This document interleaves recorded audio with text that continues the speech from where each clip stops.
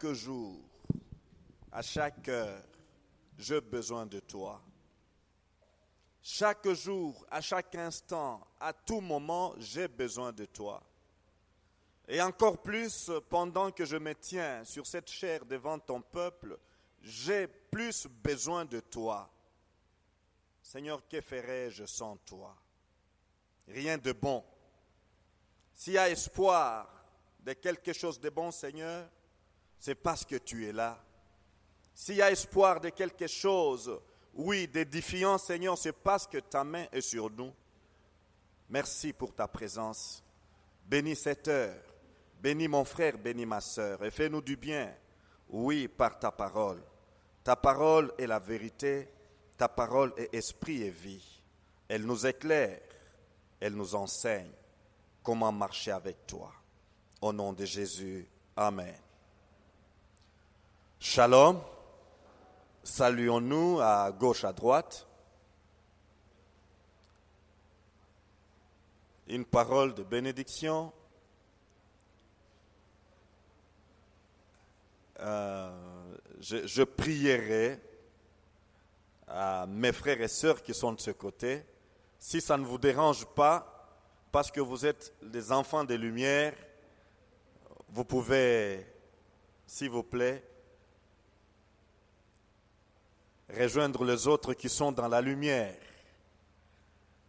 Que Dieu soit béni pour votre bonne disposition. Je loue Dieu pour ce mercredi qu'il nous accorde afin de partager sa parole. Les meilleurs moments que nous passons sur cette terre, c'est les moments passés dans sa présence et autour de sa parole. Amen. Il y a quelque temps, si pas une année, s'approche une année, j'introduisais une étude sur le livre de Josué. Et nous n'avons pas fait grand pas, et pour d'autres responsabilités, nous étions appelés à arrêter et laisser place à d'autres études. Et ce mercredi, j'aimerais revenir à cette étude déjà amorcée, faire un rappel de ce que nous avons vu autrefois et surtout introduire ce livre qui est un livre merveilleux de l'Ancien Testament, un livre qui change de ton lorsque nous les comparons aux deux livres précédents surtout, le livre des Nombres et le livre des Deutéronomes. Nous allons lire pour ces moments le chapitre 1 du verset 1 au verset 9, juste à titre d'introduction ce soir. Après la mort de Moïse, serviteur de l'Éternel, l'Éternel dit à Josué, fils de Nun, assistant de Moïse, « Moïse, mon serviteur, est mort. Maintenant lève-toi, traverse le Jourdain que voici, toi et tous ces peuples, en direction du pays que je donne aux Israélites. Tout lieu qui foulera la plante de votre pied, je vous le donne, comme je l'ai dit à Moïse. Vos frontières s'étendront depuis le désert et le Liban que voici, jusqu'au grand fleuve, le fleuve de l'Euphrate, tous les pays des Hittites et jusqu'à la grande mer au soleil couchant. Nul ne tiendra devant toi tous les jours de ta vie. Je suis avec toi comme je l'ai été avec Moïse. Je ne te délaisserai pas, je ne t'abandonnerai pas. Fortifie-toi, prends courage, car c'est grâce à toi que ce peuple héritera du pays que j'ai juré à leur père de leur donner. Seulement, fortifie-toi, aie bon courage, en observant et en mettant en pratique toute la loi que t'a prescrite Moïse, mon serviteur. Ne t'en détourne ni à gauche, ni à droite, ni à gauche, afin de réussir partout où tu iras. Ces livres de la loi ne s'éloignera pas de ta bouche. Tu y méditeras nuit et jour et nuit pour observer et mettre en pratique tout ce qui est écrit. Car c'est alors que tu mèneras à bien tes entreprises, c'est alors que tu réussiras. Ne t'ai-je pas donné cet ordre? Fortifie-toi et prends courage. Ne t'effraie pas et ne t'épouvante pas, car l'Éternel ton Dieu est avec toi partout où tu iras. Amen. Quel merveilleux passage de la parole de Dieu. Rien que ces 9 versets nous donnent déjà le panorama de tous les livres de Josué.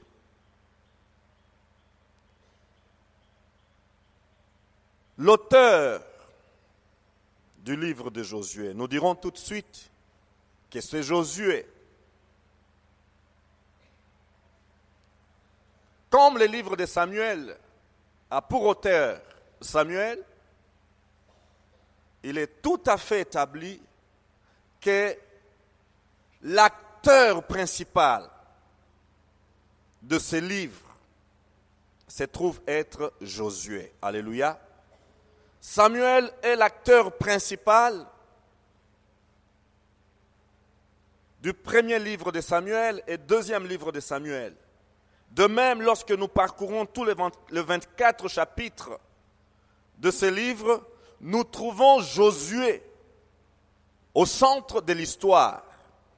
C'est ainsi qu'il est retenu comme l'auteur, celui qui nous donne ces récits. Quel récit?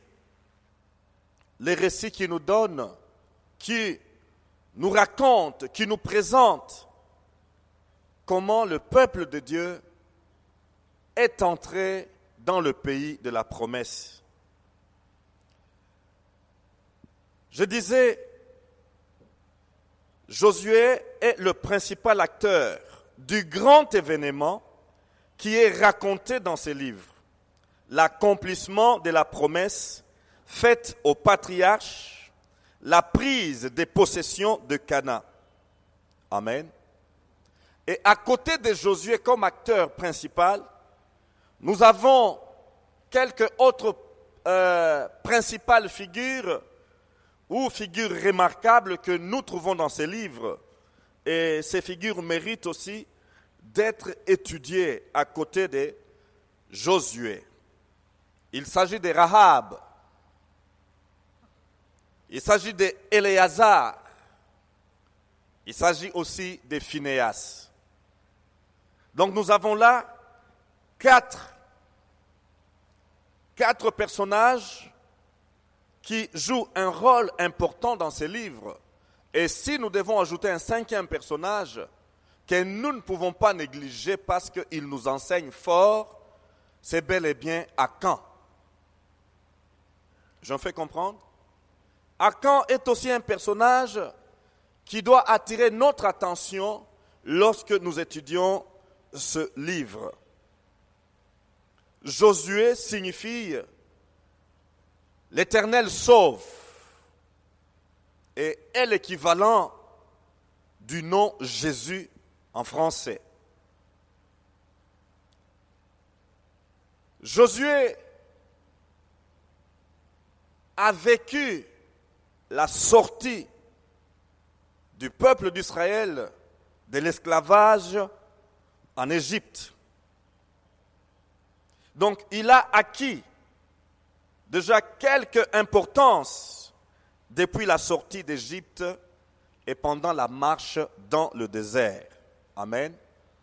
Josué se trouve déjà un personnage remarquable au sortir de l'esclavage de l'Égypte jusque dans la marche dans le désert.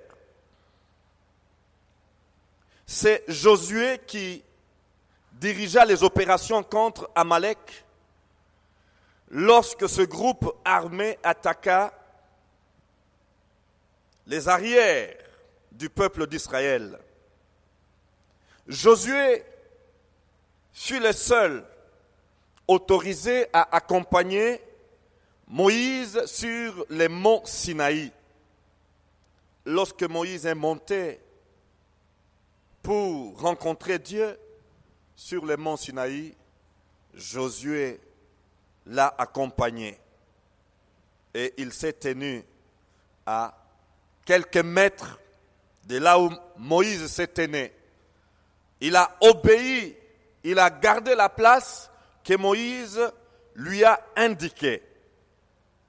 Il n'était pas curieux d'entendre ce que Dieu disait à son serviteur Moïse. Il était soumis à Moïse. Josué fut également l'un des 12 espions qui furent envoyés en reconnaissance lorsque la première génération sortie d'Égypte se trouva aux portes de Canaan. Courageux et plein de confiance en Dieu, lui et Caleb furent les seuls à se dire prêts à conquérir Canaan. Tandis que 10 autres découragèrent le peuple qui fut alors sévèrement châtié par Dieu, puisque tous périrent dans le désert. Frères et sœurs, Dieu a fait des promesses à son peuple. La vie chrétienne est une vie de la foi et par la foi. Alléluia. Notre vie chrétienne est pareille à cette marche ou à cette conquête vers le pays de la promesse. Ils n'avaient jamais vu ce pays autrefois. C'est comme nous n'avons jamais vu la cité céleste que Jésus est allé nous préparer. C'est par la foi que nous saisissons ces réalités. Alléluia.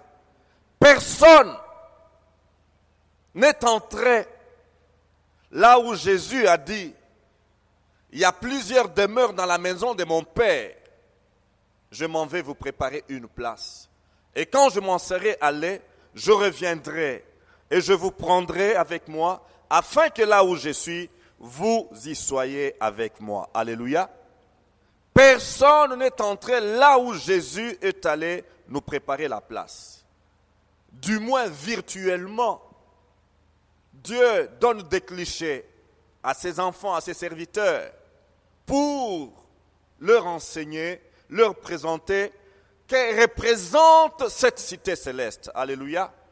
Dieu s'est choisi quelques personnes dans des générations différentes pour leur montrer tout juste un cliché bien limité de ce que peut représenter cette maison, cette demeure, cette cité céleste que Jésus est allé nous préparer. Alléluia.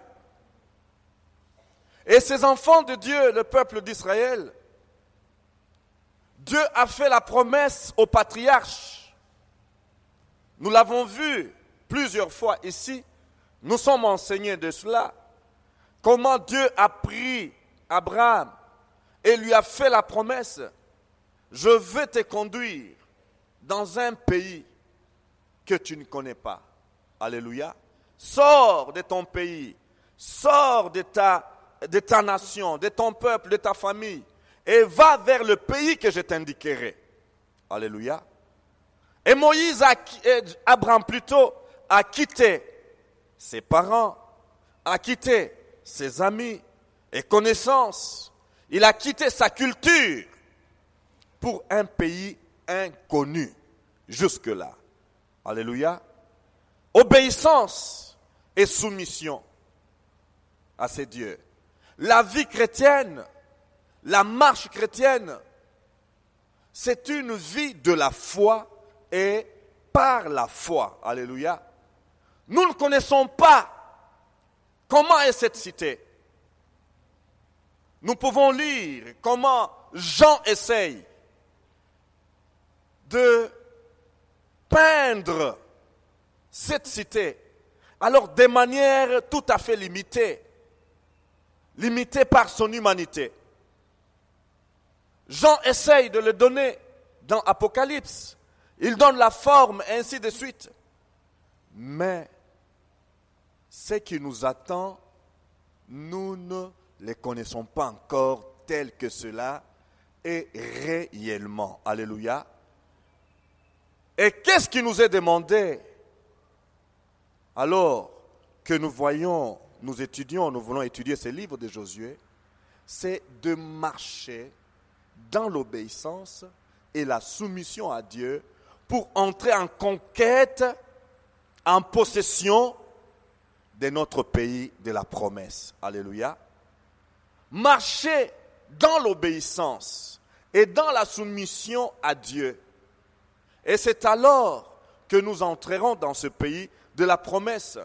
Frère, c'est pour dire, curieusement, que Dieu a fait la promesse. Il nous dit que nous allons vers cette patrie céleste qu'il a déjà aménagée, préparée pour son peuple. Mais nous n'allons pas en défilant. Alléluia. Nous ne faisons pas les défilés pour entrer dans cette patrie céleste. Mais au contraire, nous devons batailler. Nous devons combattre pour entrer en possession de notre patrie céleste. Josué préfigure donc la vie chrétienne. Alléluia. Les livres de Josué préfigurent où c'est une manière que l'Ancien Testament utilise pour nous enseigner sur la vie chrétienne que vous et moi sommes appelés à vivre aujourd'hui. Alléluia. Une vie de conquête. Et pour expérimenter ces conquêtes ou cette conquête, Dieu parle. Et c'est ce qui est très intéressant. Dieu parle. La conquête du pays est l'accomplissement de Josué. Mais en réalité, c'est l'achèvement d'une seule et même entreprise qui a commencé avec Moïse. Alléluia. Ce n'est pas une deuxième entreprise, mais c'est la même entreprise commencée avec Moïse. Le fait que Josué, lorsque nous terminons le livre de Josué, nous constatons tout de suite que Josué n'a pas de successeur. Et cela confirme que ces deux hommes avaient bien le même dessein et la même vision. Alléluia. La vision qu'avait Moïse, c'est la même vision qu'a Josué. Le dessein qu'avait Moïse, c'est le même dessein qu'a Josué. Ce qui avait commencé par une libération du peuple hébreu de l'esclavage en Égypte se termine donc par l'installation de 12 tribus dans le pays que l'Éternel leur a promis. Alléluia. Frères, alors que nous sommes encore dans ces rues poussiéreuses de Kinshasa, alors que nous sommes encore dans ces rues crasseuses de Kinshasa, nos yeux doivent être fixés sur notre patrie céleste. Alléluia.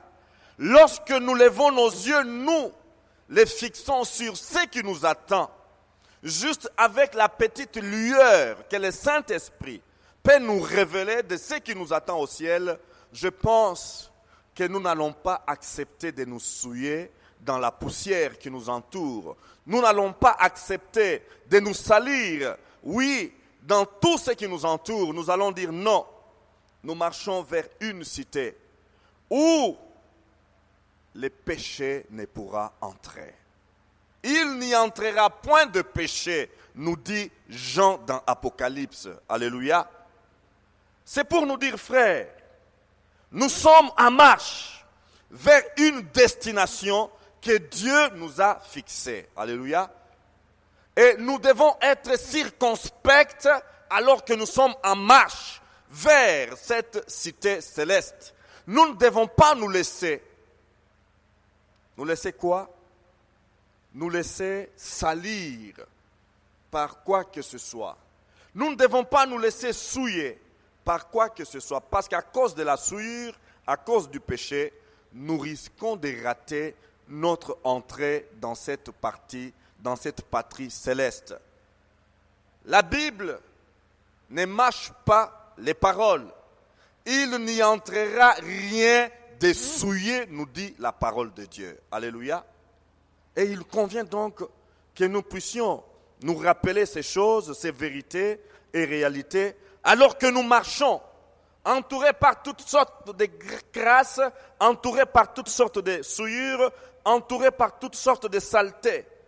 Il y a lieu de marcher au milieu de ces crasses et de ces souillures, sans se laisser souiller et sans se laisser, comment, saisir ou envelopper par la crasse.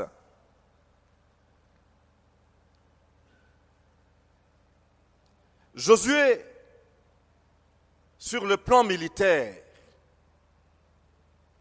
nous pouvons le comparer à un général hors pair, un général d'armée qui a fait ses preuves. Mais au-delà de toutes ses capacités et talents militaires, Josué n'est autre qu'un instrument malléable, un instrument disponible qui s'est laissé utiliser par Dieu. Alléluia. Au-delà de tous les talents qu'il pouvait incarner dans l'art et carrière militaire, Josué était un instrument que Dieu a forgé, un instrument que Dieu a préparé, un instrument que Dieu a travaillé pour son service et pour un temps bien donné. Alléluia.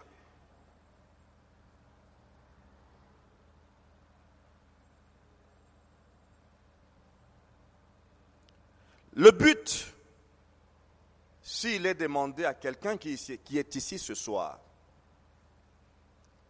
s'il faut dire un mot, juste un mot, sur le livre de Josué, c'est quoi ces mots uniques? C'est succès. Alléluia. Le livre de Josué, c'est le livre qui nous parle du succès. Et nous pouvons dire, voilà, nous avons une étude biblique qui a pour thème les secrets du succès. Alléluia. Le secret du succès. Et c'est ça le but ou le thème principal de ce livre. Nous avons une histoire extraordinaire du peuple de Dieu qui nous est racontée dans ce livre,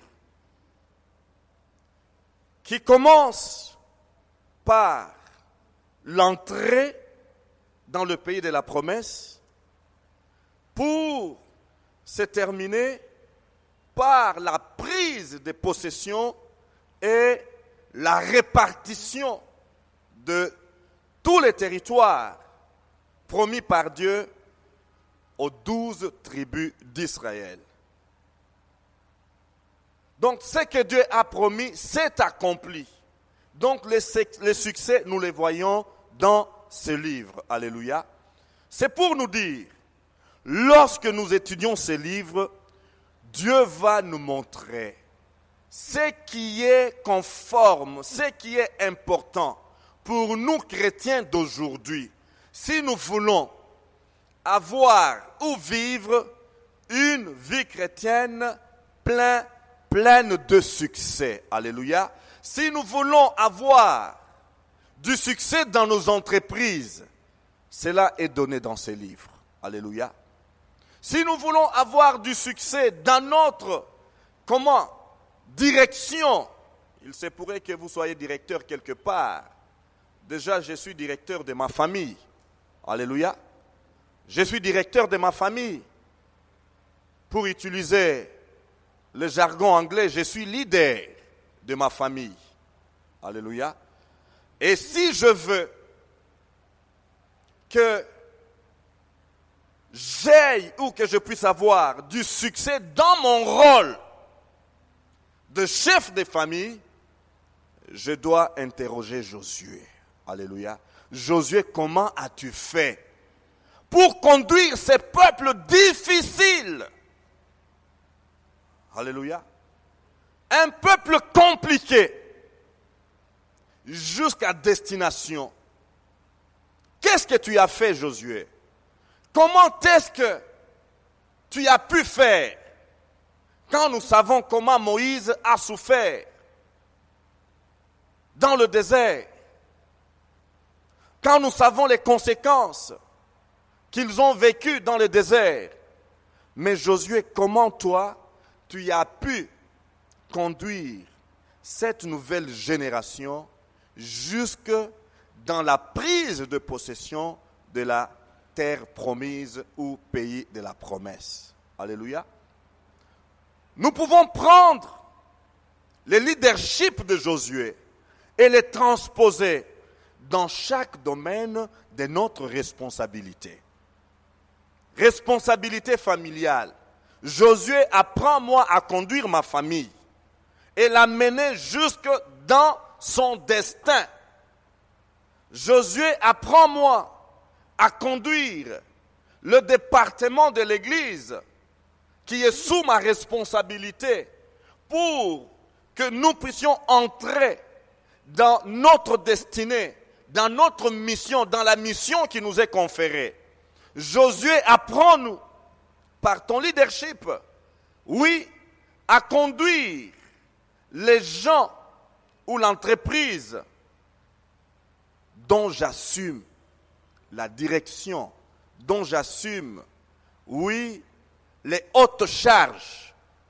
Frères et sœurs, si nous voulons du succès dans notre marche chrétienne, Josué a fait l'expérience dans sa mission de conduire le peuple de Dieu, d'amener le peuple de Dieu jusque dans le pays de la promesse. Et nous pouvons apprendre bien des leçons de sa part. Alléluia.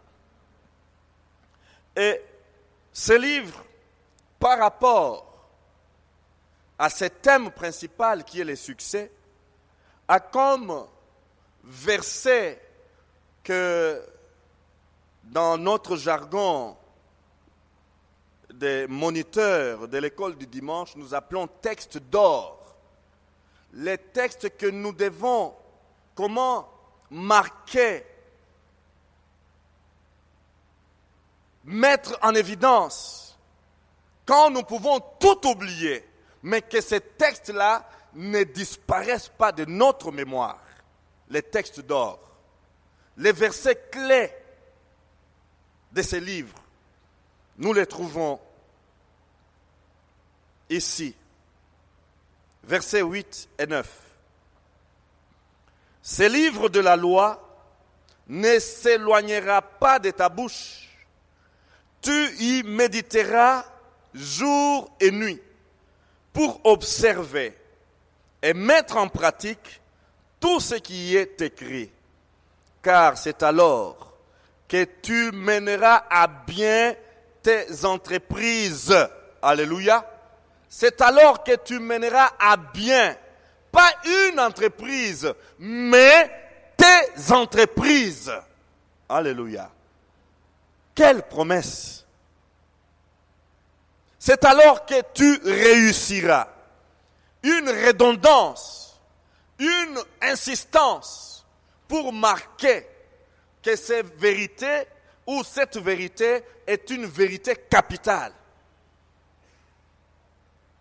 Car c'est alors que tu mèneras à bien tes entreprises.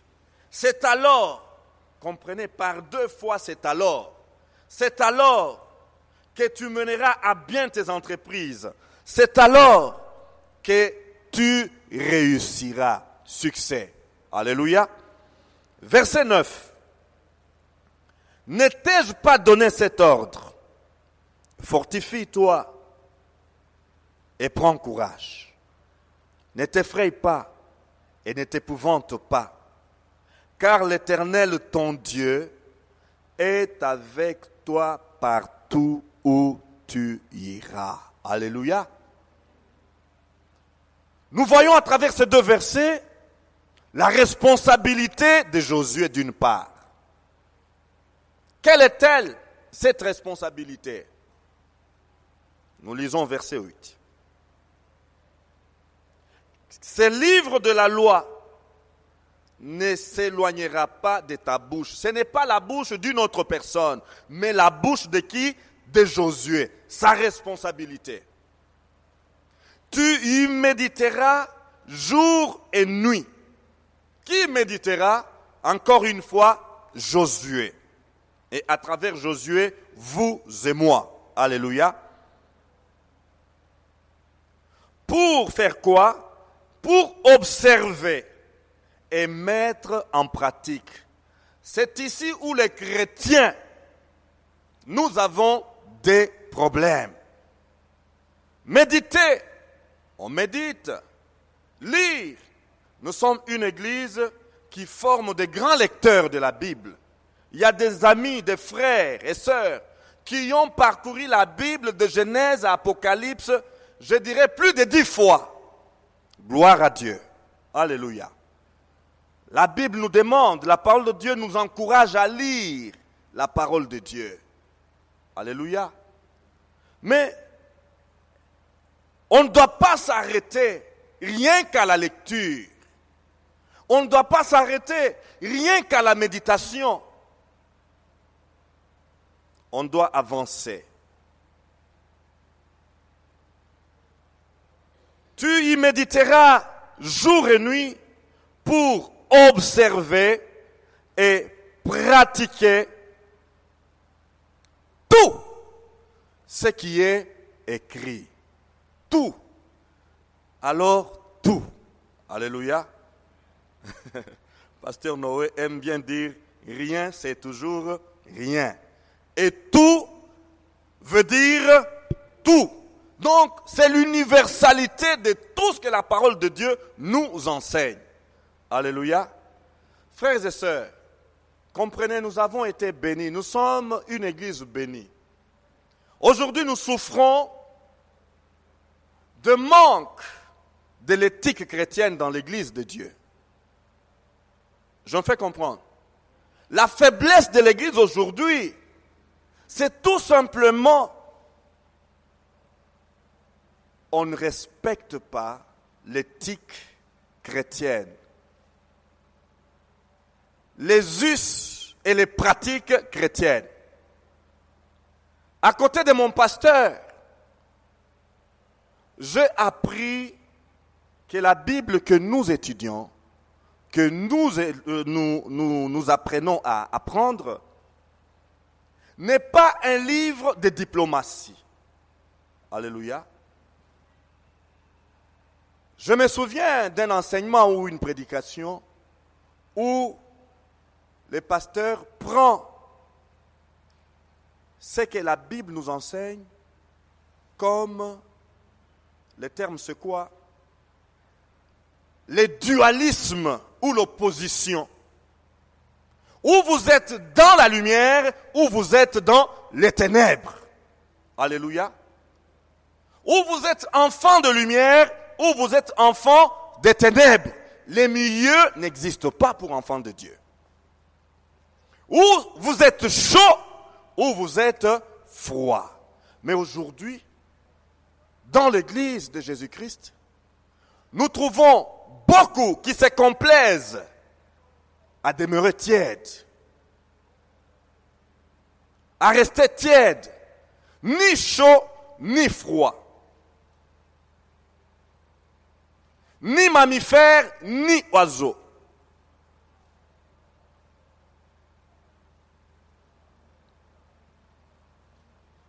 Soit les mensonges, c'est soit la vérité. Alléluia. Pour y mettre en pratique tout ce qui est écrit. Pour observer et mettre en pratique tout ce qui est écrit.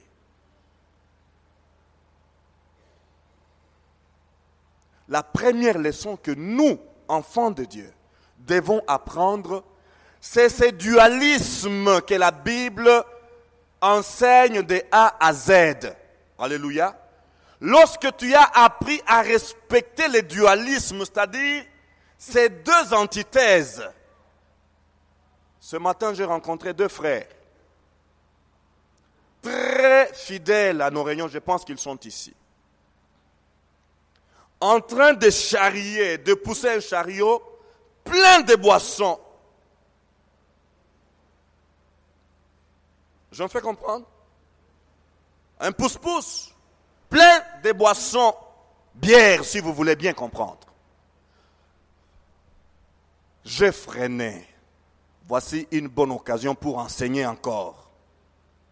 Frère, qu'est-ce que je vois là? Vous avez fait. Oh mais pasteur, je ne fais que servir. J'ai eu compassion de lui. Quand est-ce que nous, enfants de Dieu, nous allons témoigner notre foi et notre position? Pasteur, je ne fais que servir. Il y a une réception à la maison, je ne sais pas si c'est les diplômes ou quoi, et c'est moi le grand garçon à la maison. Il n'y a que moi pour aller acheter et amener à la maison. Amener quoi? La bière, l'alcool. Je dis, frère, dites-moi un peu. À qui doit-on obéir? À Dieu ou aux hommes? Alléluia. Quoi de plus normal et de plus chrétien que de dire, je lui ai dit ce que je vais vous citer tout à l'heure. Oui, ma sœur, oui, tonton, oui, tantine, avec tous les respects que je vous dois, demandez-moi un autre service, je le ferai. Demandez-moi autre chose, je le ferai avec diligence. Mais s'il vous plaît pour ça, en tout cas c'est contraire à ma foi.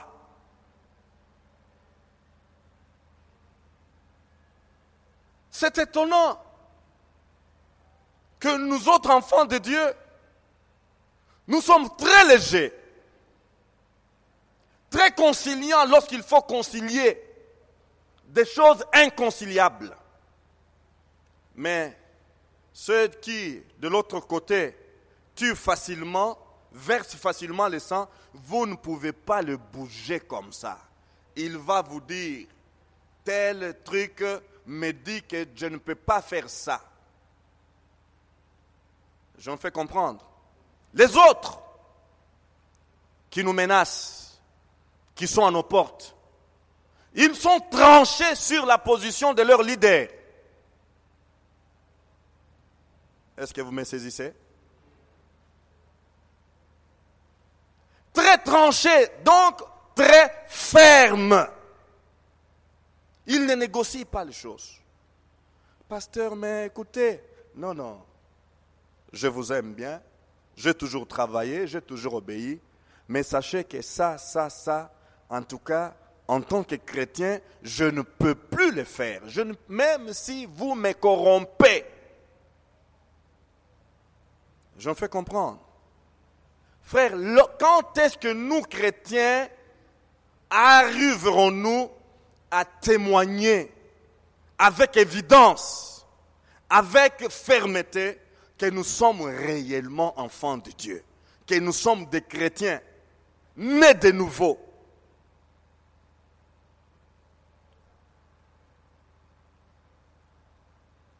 Nous avons des champions qui ont lu la Bible, Genèse, Apocalypse, autant de fois. Mais qu'en est-il de la pratique?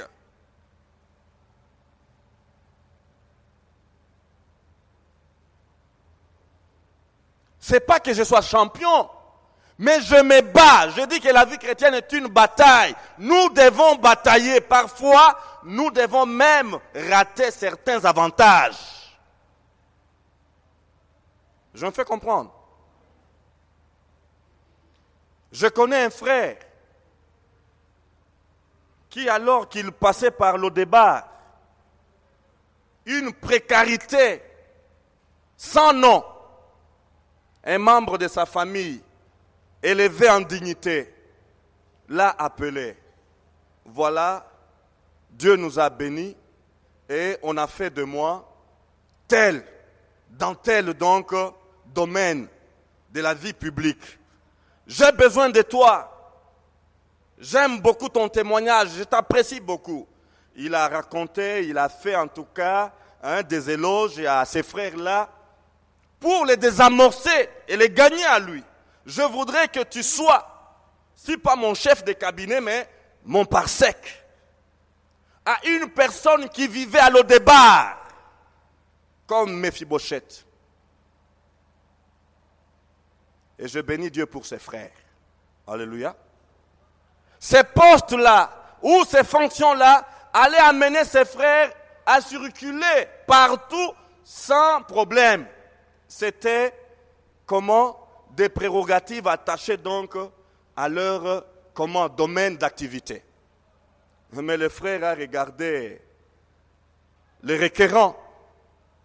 Et merci pour l'offre. Mais vous savez, je me suis déjà engagé. Ma vie ne m'appartient plus. J'ai décidé de servir Jésus.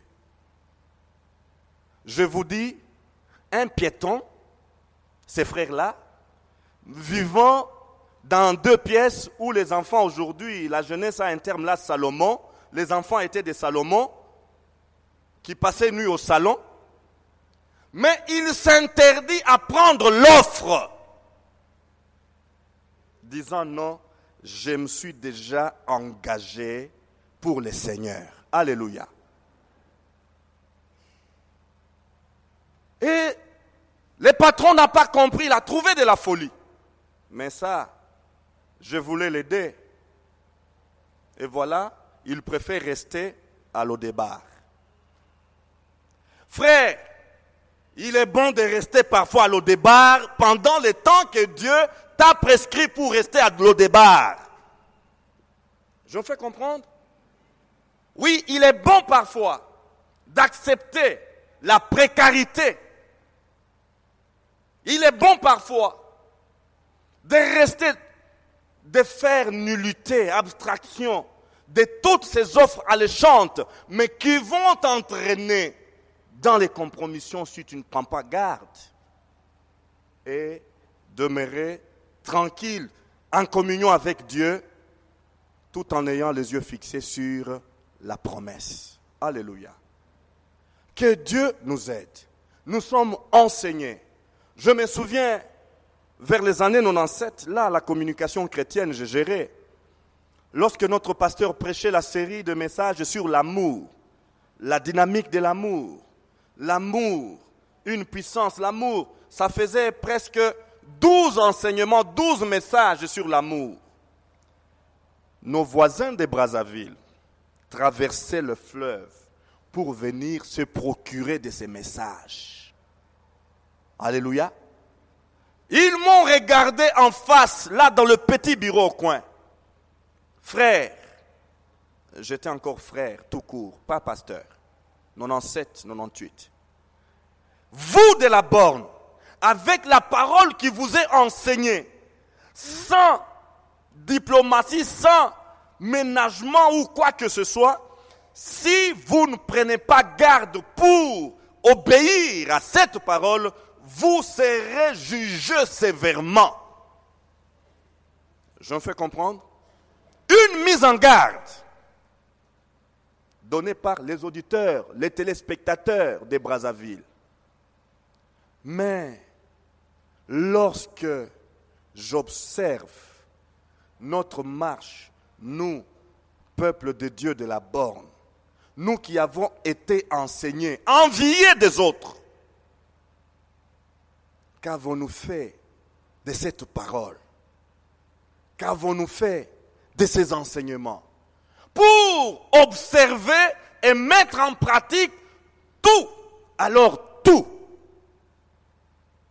Nous avons parmi nous des frères qui sont ennemis dans l'église. Des sœurs qui ne se parlent pas dans l'église. Quel genre de chrétien êtes-vous? Quel verset soutient votre attitude?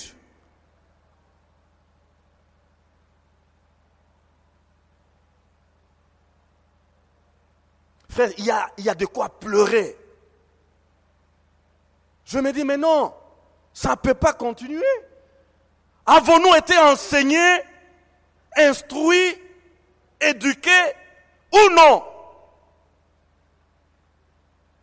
Combien de tonnes, sinon des litres de sueur, l'homme de Dieu a versé sur cette chair? Combien de litres? Combien de mètres cubes de sueur? Nous serons, vous et moi, sévèrement jugés. On ne se moque pas de Dieu. Être dans l'ignorance, c'est une bonne chose. Mais l'ignorance n'est bonne pour personne. Mais pour avoir été éclairé, pour avoir été enseigné et négliger ces enseignements, ces prescrits de la parole de Dieu, pour vivre une vie autre que la vie chrétienne, frères, sœurs, ne soyons pas étonnés. L'obéissance, où est-elle? C'est pénible, frères et sœurs. S'il faut vous faire les tableaux de tout ce que nous, au quotidien, nous gérons comme problème, nous nous demandons, mais les dimanches, qu'est-ce que nous avons à passer le temps sur la chair?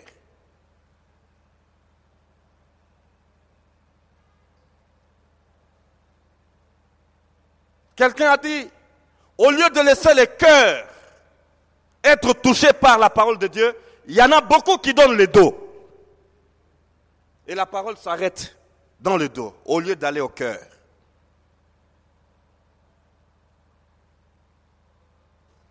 Et parfois, à cause de notre contre-témoignage, nous sommes un scandale pour les jeunes convertis.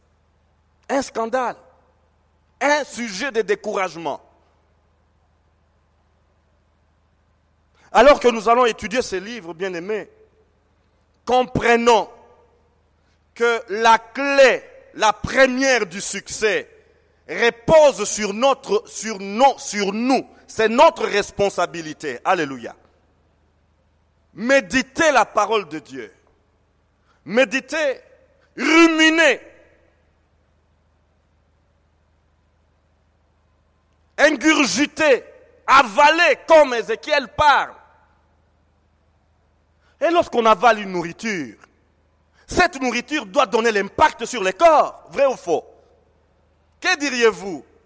Vous donnez avec toutes les normes diététiciennes et nutritives à manger à votre enfant.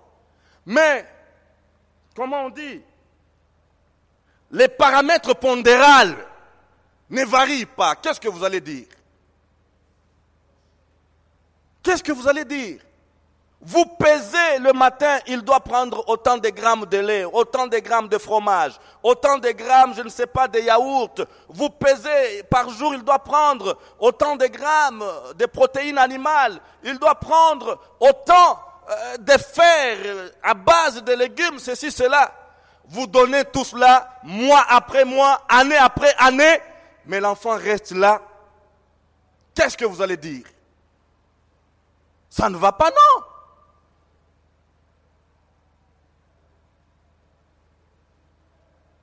Pour observer et mettre en pratique tout ce qui est écrit. Alléluia. Et le deuxième secret, là c'est la responsabilité de Dieu. Alléluia. La responsabilité de Dieu, nous la voyons au verset 9. Dieu dit dans la dernière partie, car l'Éternel, ton Dieu, est avec toi partout où tu iras. Alléluia. Lorsque nous obéissons à Dieu, lorsque nous obéissons à sa parole, lorsque nous sommes soumis à la volonté de Dieu, Dieu est avec nous, quelle que soit la jungle où nous pouvons nous retrouver. Alléluia. Je ne te délaisserai pas et je ne t'abandonnerai pas. La présence de Dieu est le deuxième secret du succès. Premier secret, la parole de Dieu que nous méditons et que nous observons et mettons en pratique. Alléluia. Deuxième secret, la présence permanente du Dieu de la parole. Alléluia. Nous allons nous arrêter par ici. Ce n'était qu'une introduction. Nous continuons la fois prochaine. Nous courbons nos têtes alors que Pasteur Noé s'avance.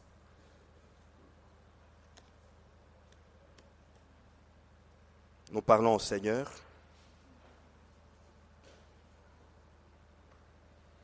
Prions le Seigneur, s'il vous plaît, ne nous laissons pas distraire.